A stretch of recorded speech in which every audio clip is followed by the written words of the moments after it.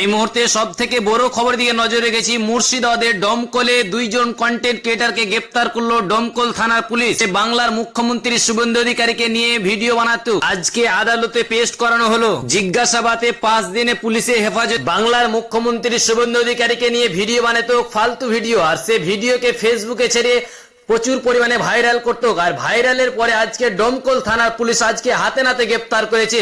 কি বলছে আজকে বিস্তারিতভাবে জেনে নেব। কাদের জন্য করছিলে? কাদের জন্য করছিলে? কাদের জন্য? আচ্ছা, কি কারণে ধরেছে? সবকিছু জানি।